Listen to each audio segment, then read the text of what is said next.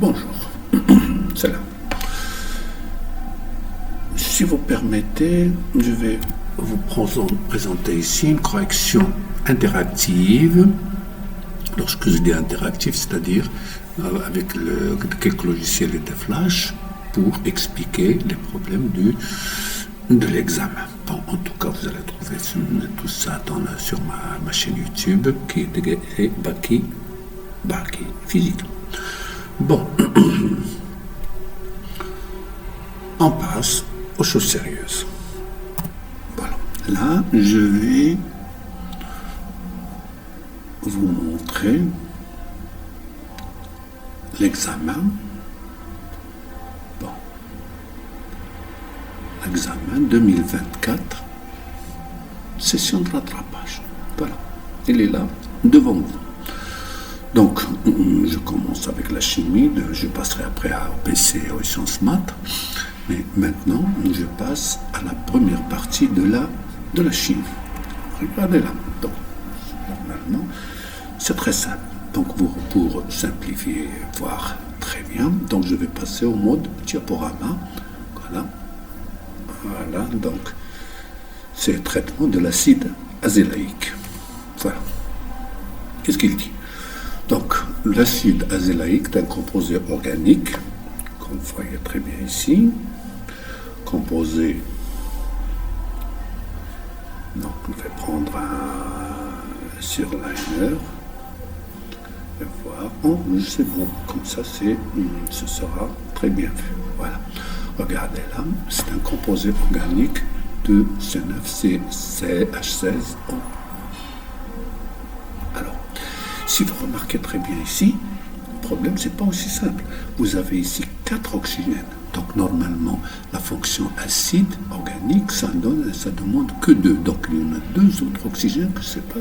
Donc, c'est-à-dire qu'il y en a beaucoup de fonctions organiques ici. Mais seulement, maintenant, on va utiliser seulement l'aspect acide de ce composé. Donc, où est-ce qu'on le trouve? On le trouve dans le blé, le seigle et l'orge. Donc, chez le Zral, je pense, et il est utilisé dans des produits industriels comme les soins de la peau, c'est-à-dire cosmétiques Jmil. Bon. Donc, on utilise la notation simplifiée AH, donc au lieu de C9H16O4, AH, donc avec A égale à C9H15O4. Et A moins, c'est C9H15O4 moins, pour sa base conjuguée. Donc, qu'est-ce qu'on va faire? On va étudier son comportement dans une solution aqueuse. Voilà. Et on va vérifier un produit qu'on vend dans les produits pharmaceutiques qui est à 10%. Ici, c'est 10%. Non. Donc 10%, on verra. On va vérifier ce. Voilà. 10. Voilà. C'est-à-dire 10% massique. Attention, massique, c'est-à-dire si je prends le produit qui est une masse M, donc le dixième, c'est de l'acide azotique. Alors, maintenant, on va prendre la première partie, l'étude d'une solution aqueuse d'acide, l'étude. Donc, on prépare une solution aqueuse d'acide en dissolvant. C'est une question de solvatation, c'est-à-dire j'ai un corps solide, mais surtout, je pense que il est comme poudre. Donc la masse M égale à 0,188 g de cet acide et dont le volume V égale à 10 ml d'eau distillée. Lorsque je dis le volume de la solution, c'est 100, c'est-à-dire ce 0,188 g, elle va occuper combien de millilitres? Bon, infime, même pas 1 millilitre. Donc automatique, c'est pour ça que le volume de la solution, c'est le volume de l'eau distillée. Donc le pH se mesure à 25 degrés, ça me donne 10 à 28. Alors, comment est-ce qu'on fait au laboratoire? Donc, au laboratoire, je vais vous montrer comment ça se fait très simplement. Donc, je vais prendre, on va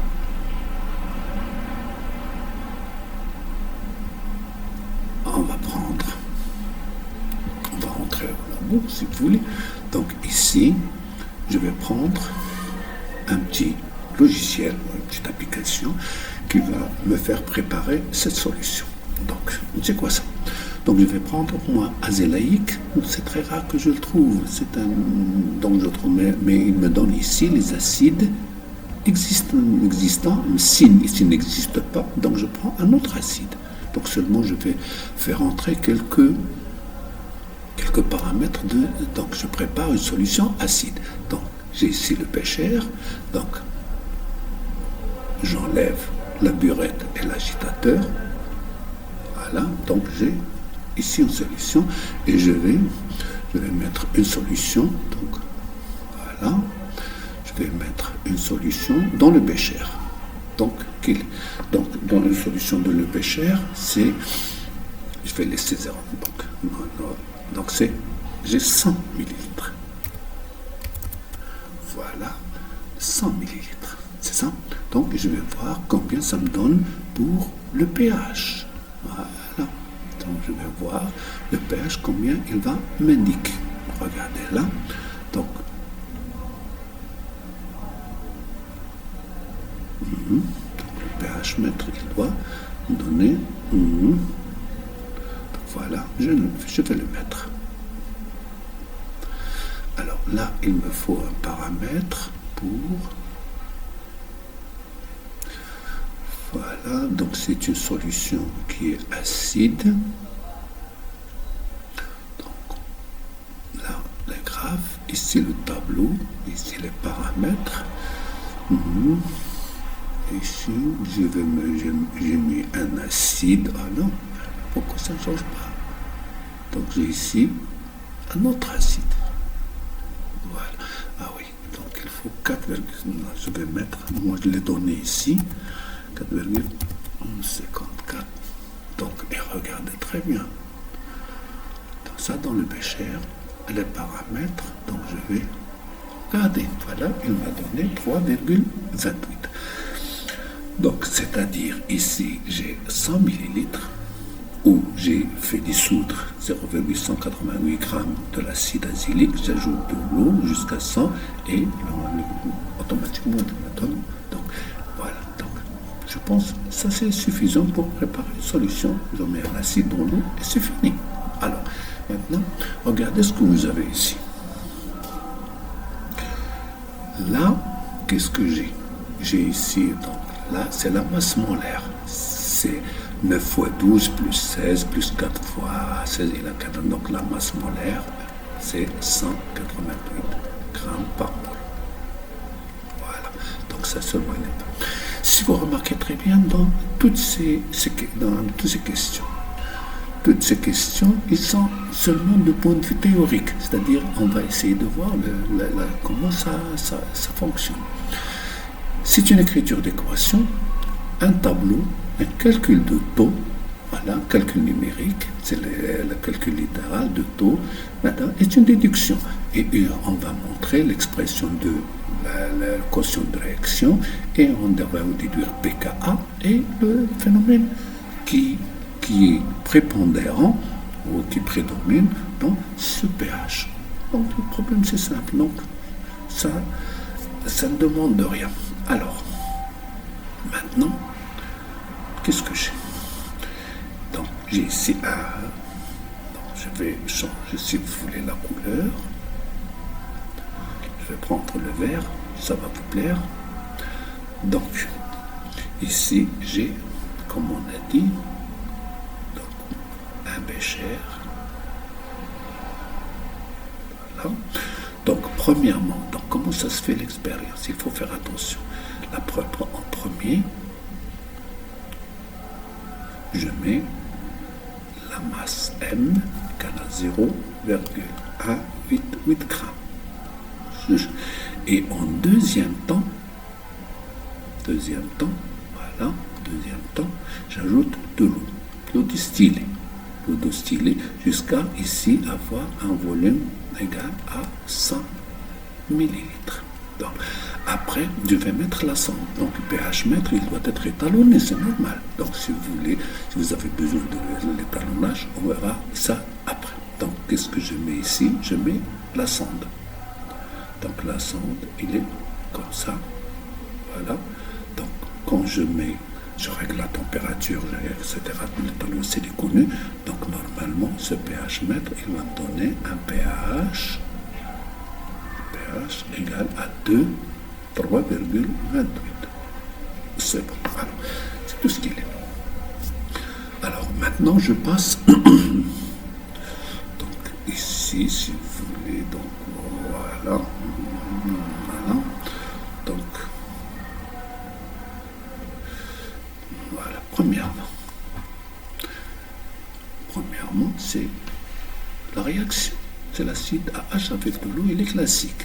Donc, AH qui est aqueux plus, parce que normalement c'est l'acide, il va être, il y aura la solvatation et l'hydratation, plus H2O, donc l'eau, il a deux, voilà, il a trois étapes. Donc c'est H3O plus, aqueux plus, A moins, aqueux. Donc voilà, ça c'est la première. Deuxièmement, c'est le tableau. Donc le tableau, il est très simple. Donc je vais pas. Donc vous connaissez très bien comment le tableau. Donc l'état, je vais seulement étudier les états. Donc je dois. Donc ici c'est AH. Il faut la refaire plus H2O liquide. Donc ça va me donner H3O plus A moins aqueux. Donc l'état initial, ça c'est Ni de AH. Là c'est en excès. Ça, en excès. Voilà. En excès que vous connaissez déjà pour nous. Là c'est 0. Là c'est 0. Pour l'état intermédiaire. Intermédiaire, c'est Ni moins X, puisque j'ai 1. Là c'est X. Et là c'est X. L'état d'équilibre ou l'état final. C'est Ni moins X final. Là, X final et là, X final. Voilà votre tableau. Donc vous avez 0,75. Donc faites attention, il faut le bien dresser. Troisièmement, montrer que taux égale. Taux égale, comme par définition, c'est X final sur X max. Alors,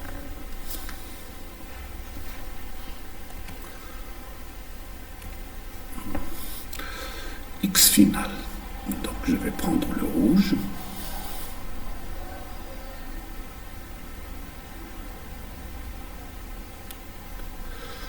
Alors, regardez X final. X final, c'est ça. Ou X est l'équilibre. Donc, il est lié à, c'est là, le nombre, c'est la quantité de matière de H3O plus, au final, c'est-à-dire un équilibre. Donc, XF qui est égal à X équilibre, qui est égal à N équilibre de H3O au plus, qui est égal, donc comme vous connaissez très bien, l'équilibre c'est égal à, comme vous voulez, c'est H3O plus à l'équilibre fois V. Le réactif limitant. Réactif limitant, c'est AH. Donc automatiquement, X max est égal à Ni. Et puisque le corps il est solide, donc ça ne peut être que la masse qu'on a introduite qui est là sur la masse polaire. Voilà. Donc vous avez votre H3O+, ce H3O+, on peut le remplacer par 10 moins pH. Voilà. Et ça va me donner taux égal X final. X est à l'équilibre, c'est 10 moins pH fois V sur X max qui est égal à petit m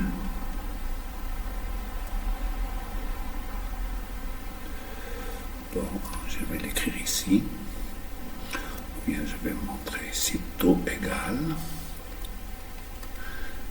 10 moins pH fois V sur petit m sur grand M. Donc ça c'est égal à ça multiplié par l'inverse de ça, qui est égal à 10 moins pH multiplié par grand M fois V sur petit m. Si vous remarquez très bien, voilà, on la démontre. Donc, quatrièmement, qu'est-ce qu'il dit? Quatrièmement, donc je reviens à la couleur, je peux prendre par exemple la couleur bleue. Voilà. Donc, taux égal.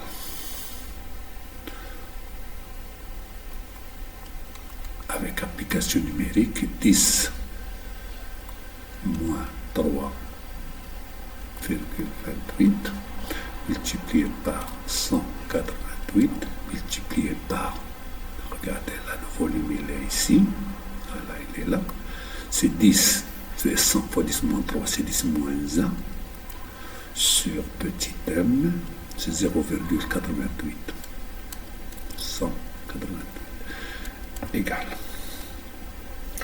Donc, si vous faites le calcul, vous avez trouvé 0,0525 qui est égal à 5,25%. Alors, vous voyez très bien que la réaction en déduire, qu'est-ce que je vais déduire? Que la réaction elle est limitée. Réaction limitée. Voilà. Bon, maintenant, cinquièmement, qu'est-ce qu'il demande? Il demande si, donc, là, cinquièmement, que R équilibre cette expression. Bon, voilà. Alors, voilà.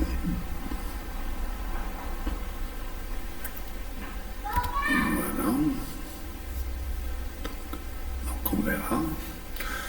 Là, je passe, donc, Q est égal à M. Q, je vais démontrer Q égale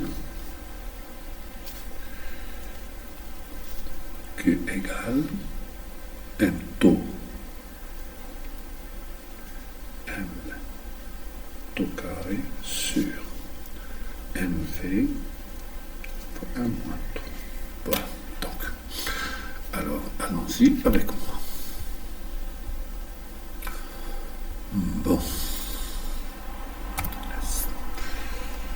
je vais démontrer cette équation, cette expression. Voilà. Donc, le tableau, il est là. Donc, par définition, faites attention, par définition, QR équilibre égale, c'est les, donc j'ai AH, que plus H2O liquide, ça va me donner H3O plus que fois A moins plus A moins que. Donc là, c'est ce qui est. Donc par définition, c'est quoi que R équilibre? Ce sont tout ce qui est AQ, premièrement, et les produits sur le réactif. Donc c'est-à-dire j'ai la base, l'équilibre fois H3O plus sur AH. Donc ça, vous devez le savoir très bien. Donc dans le tableau, comme vous avez vu, dans le tableau, qu'est-ce que j'ai? A moins, c'est X équilibre sur V. C'est X l'équilibre sur V fois H3 plus les deux. Aussi, c'est X équilibre sur V, le tout sur NI moins X équilibre, le tout sur V. Égal donc QR équilibre égal. Donc, vous avez 2V ici, et il y a un V ici. Donc, automatiquement, un V, il va partir. Donc, c'est 1 sur V. Voilà ce V qui reste. X équilibre au carré sur NI. Donc, on sait très bien que NI est égal à la masse sur la masse molaire. Dans le sens. Donc, NI, c'est la masse sur la masse molaire moins X équilibre. C'est tout. Avec, donc, on a mis taux égal X équilibre sur X max, qui est égal à X équilibre sur X max, c'est NI, c'est qui était c'est petit m sur grand M, ce qui me donne X équilibre, c'est taux petit m sur grand M. Donc je remplace, c'est très simple, égal 1 sur V, taux sur petit m fois petit m sur grand M, et ça c'est au carré, sur petit m sur grand M moins taux petit m sur grand M, égal. Donc c'est taux carré fois petit m sur grand M fois petit m sur grand M. Regardez la taux carré fois petit m sur V. Si vous remarquez très bien, ici, je peux factoriser par petit m sur grand M. Petit m sur grand M, facteur de 1 moins taux égal. Je simplifie par petit m sur grand M. Donc, ça y est, donc ça va me donner taux au carré. Voilà, regardez, petit m, regardez là, petit m fois taux au carré. Voilà, petit m fois taux au carré sur m fois v, sur m fois v, m fois v fois 1 moins taux. 1 moins tout. Donc, c'est la relation et c'est tout. Donc QR équilibre égale M taux au carré sur MV 1 moins tout. Pour la question sixièmement, il dit trouver PKA. PKA. Donc, PKA. Donc, à l'équilibre, QR équilibre est égal à KA. Il faut le savoir, sinon, problème, faites attention, il faut savoir ça. Donc égal M taux au carré sur MV1 moins taux. Donc, normalement, si application numérique, donc KA égale M 0,188 fois taux carré 0,0525 au carré sur M 188 fois 100, 2 fois 10 moins 3, c'est 10 moins 1, fois 1 moins 0,0525. Voilà, ça c'est KA est égal à 1. Donc je fais entrer ici moins log. Elle va me donner PKA égale à 4,54. Tout calcul fait, on doit avoir